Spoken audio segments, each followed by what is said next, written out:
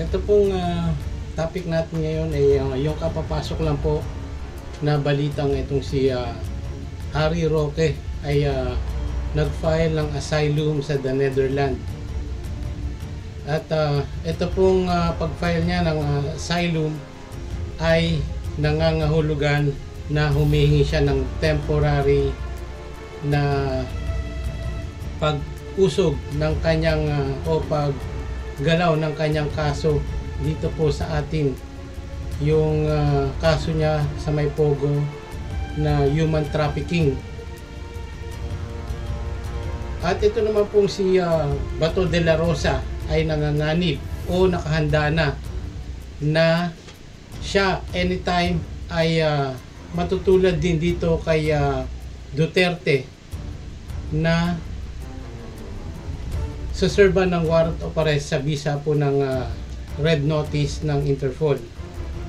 Kaya ang mangyayari po parang etong si Bato ay dadalhin sa the Netherlands doon sa may ICC, at ito namang si Harry Roque ay pababalikin dito sa Pilipinas ng Interpol sa pamamagitan din ng red notice para harapin niya yung kasong human trafficking na kanyang tinakasan. Yan po ang ating topic ngayong araw na to.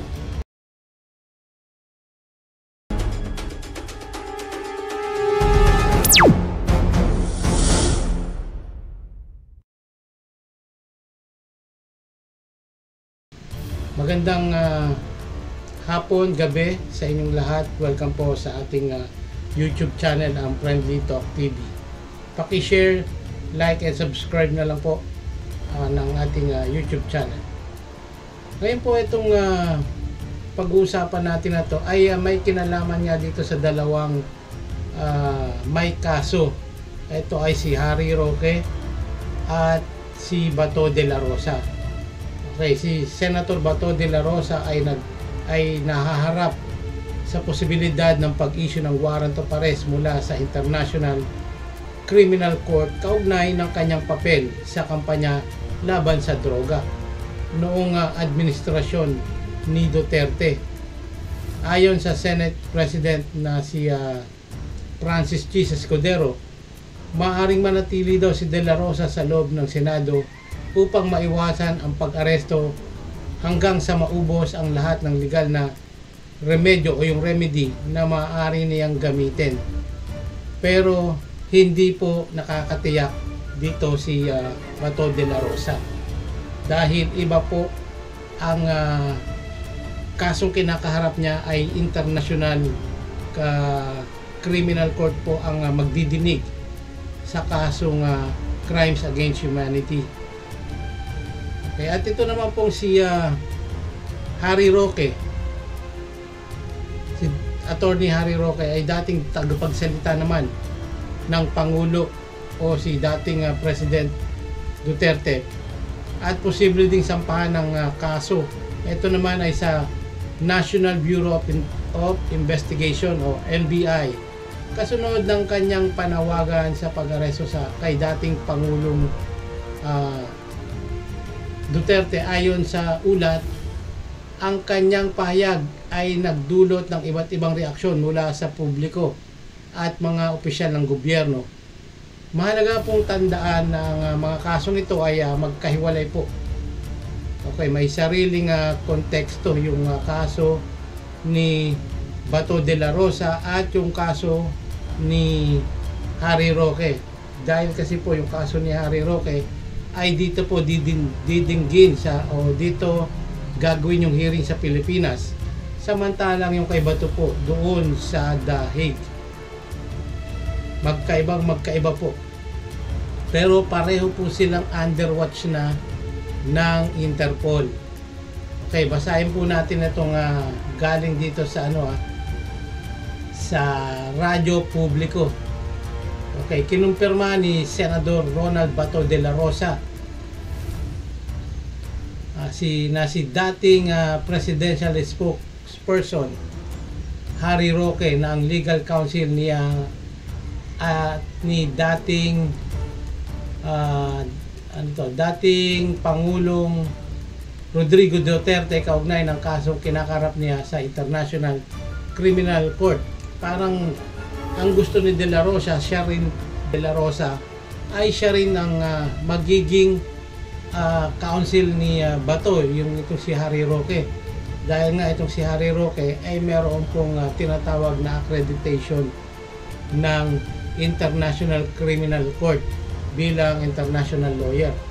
At matatanda ang una nang sinabi noon ni De La Rosa na kinuha niya si Senator Francis Tolentino. Si Francis Tolentino pala yung una niyang napusuan bilang kanyang abogado kaugnay ng ICC case. Pero ngayong araw sinabi nga ng senador na si Roque na ang kanyang tatayong legal counsel na abogado niya at ni dating Pangulong Duterte. Sa makatuwid nung nalaman niya na itong si Roque ay isa na sa mga legal counsel ni Duterte, ay siya na rin ang kanyang napili. Pero correction, ito pong si Harry Roque, si Salvador Medialdea at itong si Sara Duterte ay mga secondary legal counsel lamang ni Duterte, dahil ang primary counsel ni Duterte ay si Nicholas Kaufman yata yung pangalan nun, isang international lawyer din na galing ng British. Okay, so yung paliwanag ni De La Rosa ay masyadong abala busy si Tolentino para sa kanyang re-election, pero tutulong pa rin daw ito sa kanyang kaso sa ICC. At ang payag ni De La Rosa, kasunod na rin ang impormasyon mula sa dating senador na si Senator Antonio Trillanes IV na nakapag-imbestiga na dito sa Pilipinas ang mga prosecutor ng ICC. Kumbaga hinanda niya na yung sarili niya dahil sa mga naririnig niyang balita tungkol sa ICC dito kay Senator Antonio Trillanes. At sinabi ni De La Rosa na may napag-usapan na sila ng abogadong si Roque. Ang tanong, paano kung si Roque ay ma-issuean din ng red notice ng Interpol at pabalikin sa Pilipinas? Sino ang tatayong legal counsel niya? Malamang kung sino yung magiging legal counsel ni Duterte, ay siya na rin magiging legal counsel nito. Dahil magkalikom naman sila ng bituka o sila namang parehas yung ulo o yung utak ng war on drugs na kumitil ng 30,000 inosenteng Pilipino na hindi man lamang dumaan sa due process of law. At kanila nang sinintensyahan na patayin kapalit ng pabuyang pera na galing din mismo sa kung tawagin ay galing din sa drugs. Yan po ay paratang ni Senator Antonio Trillanes. Okay, at tingnan po natin itong news naman na galing dito sa may UNTV. Ito po ay ngayon lang dahil itong si Bato de la Rosa, muling tutulong ang Philippine National Police. Itong si Bato de la Rosa ay tinatanggap niya na anytime ay dadalhin din siya o i-issue rin siya ng warrant of arrest. Ang balita nga meron ng warrant of arrest, kaya lang hindi lang alam kung kailan i-serve o kung paano, dahil nga sa ikinikilos at yung sinasabi ni De La Rosa na hihingi siya ng tulong kay Senate President Jesus Cordero. Okay, play na po natin itong video bago natin ito bigyan ng reaksyon at komento. Sa International Criminal Police Organization sa pag-aresto sa mga co-accused ni dating Pangulo Rodrigo Duterte. Sa isang panayam, sinabi ni PNP spokesperson, Police Brigadier General Jean Fajardo, sakaling hilingin ulit ng Interpol ang kanilang tulong ay mayroon na silang template sa pag-aresto gaya ng ginawa sa dating Pangulo. Gayunman, sa ngayon ay wala pa silang impormasyon kung mayroon ng warrant ang mga ito. Kasama sa iniimbestigahan ng ICC kaugnay sa war on drugs ng Duterte administration ay sina Senator Ronald Bato de la Rosa, dating PNP Chief Police General Oscar Albayalde, dating Intelligence Officer Police Brigadier General Eleazar Mata. Gayon din sina dating Criminal Investigation and Detection Group Director Police Brigadier General Romeo Karamat Jr. at dating NAPOLCOM Commissioner Edilberto Leonardo.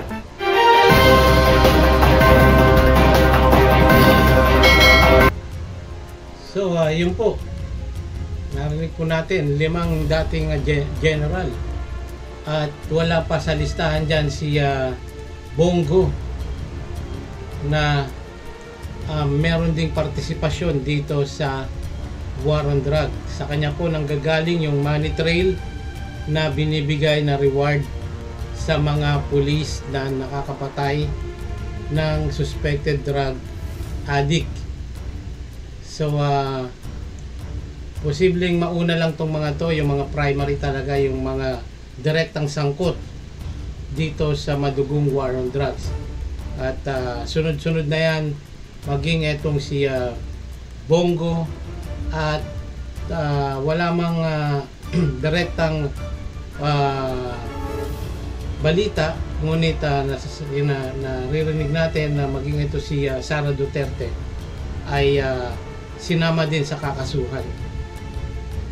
Okay, at yan po yung mga kaganapan at yun po yung meron na daw, sabi ng PNP, meron na silang template kung paano nila ipapatupad yung pag-aresto dito kay Bato. Paano naman kaya etong kay Harry Roque? At balitang si Harry Roque ay nag-file ng asylum sa the Netherlands upang temporary rin siyang makagalaw at malayang gawin ang gampanan yung kanyang pagiging legal counsel ni Duterte dito sa ICC. Ngunit tandaan po natin, ang Netherlands po ay rin ng Interpol member din. Vice versa po yan sa atin. Kung sakaling ipatupad din ang warrant of arrest ng ating gobyerno naman ng DILG o ng Department of Justice upang issue ng warrant of arrest etong si Harry Roque, ay anytime ay bibigyan siya ng notice, ng red notice ng Interpol upang siya naman ay dakpin pabalik ng Pilipinas para magpapalitan lang sila ni Bato. Si Bato pupunta ng the Netherlands, eto naman si Harry Roque ay pauuwin dito sa Pilipinas. So, wala po talagang lulusot sa batas. Kailangan talaga ay ang batas ang magibabaw. Yung mga dating naghahari-harian ay sila naman ngayon ang inuusig ng mga batas. Okay, katulad nitong si Bato na dati kala mo kung sino magsalita na bring it on daw at tinahamon pa itong si yung nag-file ng petition doon sa the Netherlands na si Senator Trillanes daw mismo ang sumama sa Interpol at siya daw magposas kay Bato. Mukhang mangyayari yon kung hihilingin uli ni Bato de la Rosa. Okay. So sa kasalukuyan, si Harry Roque po ay nahaharap sa mga reklamo nga na human rights sa Pilipinas dahil sa kanyang manong aktibong partisipasyon sa mga operasyon ng Lucky South 99 sa Porac, Pampanga. Ito po yung mga pogo. Tapos may mga irregularidad na nakita po doon after nung mahuli si Alice Go at yun na nga po, naungkat na lahat.